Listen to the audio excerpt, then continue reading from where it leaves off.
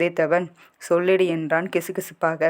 அவன் அருகாமையில் கழுத்தில் புதைந்தபடி பேசியதால் விஹானின் உதடுகள் உரசியதாலும் மீசையின் குறுகுறுப்பாலும் உடல் கூச மேலும் முன்றியவள் என்றாள், வார்த்தையே வெளிவராத குரலில்.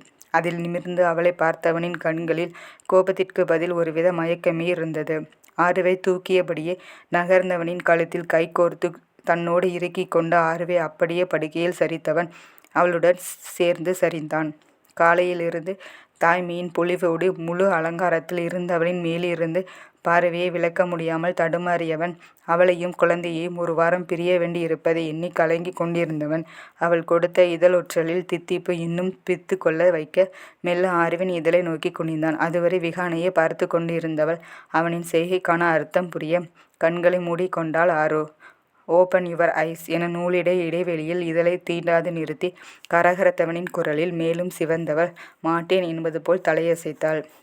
ஆரு ப்ளீஸ் என்றவரை அவளின் கண்களில் இதழ் பதித்தவனின் செய்கையில் அவளையும் அறியாமல் ஆருவின் கண்கள் திறந்து கொள்ள அதில் கரை புரண்ட காதலில் சுகமாய் தொலைந்து போனான். அந்த மனம் முழுக்க தழும தழும காதலை சுமந்து கொண்டு அவளுக்காக காத்திருந்த காதலன் திடீரென்று வந்து ஆறு இப்படி நடந்து கொண்டதற்கான காரணம் என்னவென்று இப்போது வரை தெரியாவிட்டாலும் இந்த நிமிடத்து சந்தோஷம் ஒன்றே போதுமென தோன்றியது விஹானுக்கு.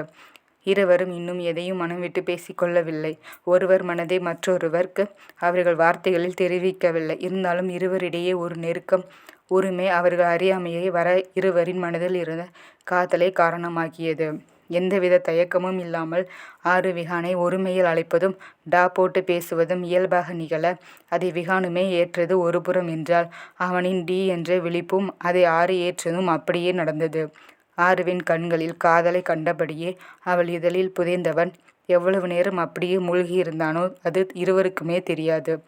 அவர்களின் மௌன நிலையை கலைப்பது போல விஹானின் போன் ஒலிக்க மனமே இல்லாமல் ஆருவிடமிருந்து விலகியவன் அதை எடுத்து யாரென்று பார்க்காமல் கூட அணைத்து பக்கத்தில் போட்டுவிட்டு மீண்டும் ஆருவை நெருங்க போன் மீண்டும் ஒலித்து தன் இருப்பை உணர்த்த அது ஒரு சலிப்போது எடுத்து அணைக்க முயல அதில் ஒளிர்ந்த பெயரை கண்டு சற்றென்று எழுந்து எஸ் டாட் என்றான். அந்த பக்கம் அவர் கிளம்ப நேரமாவதை பற்றி சொல்ல வரேன் என போனை கட் செய்தவன் மனமோ தாள முடியாத வேதனையில் துவண்டது. கையில் கிடைத்த புதலை யாரோ தட்டி பறித்தது போல இருந்தது.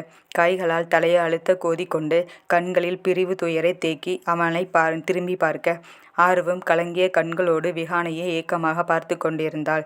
சட்டென்று இழுத்து அவளை அணைத்து கொண்டவன் ஆருவின் உச்சியில் இதழ் பதித்து எனக்கும் அப்படித்தாண்டா இருக்கு என்றான் தூக்கம் நிறைந்த குரலில். மெல்ல விஹானின் மார்பில் இருந்து விழி உயர்த்து அவனை பார்த்தவள் அப்போ